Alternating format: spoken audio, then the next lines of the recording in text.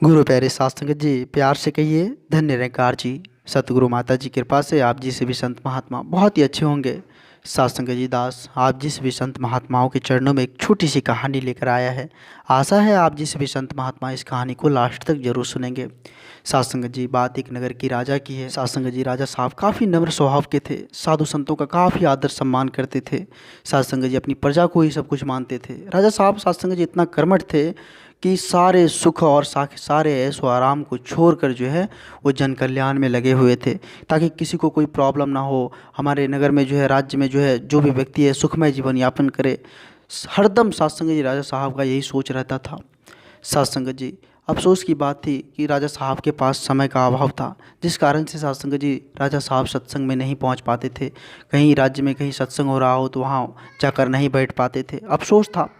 साध संगत जी एक दिन की बात है, राजा साहब कहीं भ्रमण पर जा रहे थे। साध संगत जी जाते जाते जो है राजा साहब का नज़र जो है आश्रम पर पड़ गया। देखिए महात्मा जी बैठे हुए हैं, तो राजा साहब सोचे कि महात्मा जी से थोड़ी मुलाकात कर लेते हैं, देखते हैं। उतर कर गए साध संगत जी, घोड़े से उतर कर राजा साहब आश्रम पहुँचे, महात्मा जी को नमन किया और बैठ गए महात्मा जी के पास। साध संगत जी महात्मा जी के हाथों में एक सुंदर किताब थी, बहुत ही आकर्षक किताब। तो राजा साहब पूछते हैं कि महात्मा, एक किताब तो बहुत दिखने में सुंदर लग रहा है, किताब में क्या इसका आप अध्ययन करते हैं? तो साध संगत जी महात्मा जी बोले कि इसका अध्ययन नहीं, इसमें जो है जो सत्संग भजन करते हैं, जो प्रभु परमात्मा की भक्ति करते हैं, उसका नाम है इस लिस्ट, इस किताब में। साध संगत जी राजा साहब काफ़ी उत्साहित हो गए कि इसमें तो मेरा भी नाम होना चाहिए, क्योंकि लोगों की मदद में तो हम जी जान लगाए हुए हैं। तो साध संगत जी महात्मा जी से काफ़ी आग्रह किए, महात्मा ने एक बार जो है इस किताब को उल्टा कर देखिए, इसमें मेरा भी नाम है। साध संगत जी महात्मा जी किताब को उल्टाने लगे, उल्टाते उल्टाते लास्ट पेज तक गए, लेकिन उन राजा का नाम उसमें नहीं मिला। संगत जी राजा साहब चिंतित हो गए कि लोगों की भलाई इतना किए हैं और करते आ रहे हैं, किसी को जो है कोई किसी को कष्ट देखते हैं तो उसको हम जहाँ से हो सके उसका मदद करते हैं, फिर भी इसमें मेरा नाम नहीं है महात्मा। तो साध संगत जी राजा साहब को चिंतित देखकर महात्मा जी बोले कि आप चिंता मत कीजिए, आप निष्काम भाव से सेवा करते रहिए, आप चिंता न करें। तो साध संगत जी राजा साहब बोले ठीक है महात्मा। वहाँ से फिर महात्मा जी के चरणों का स्पर्श करके फिर वहाँ से निकल गए, चल दिए। साध संगत जी राजमहल वापस लौट कर आए, फिर उसी भाव से साध संगत जी सेवा सत्कार करते रहे। साध संगत जी बहुत दिनों के बाद जो है फिर राजा साहब उसी रास्ते से होकर कहीं जा रहे थे, तो याद आ गया कि महात्मा जी का आश्रम है, यहाँ जाकर मिला जाए। महात्मा जी साध संगत जी आश्रम में फिर से बैठे हुए थे, ठीक उसी प्रकार से महात्मा जी को जाकर नमन किए।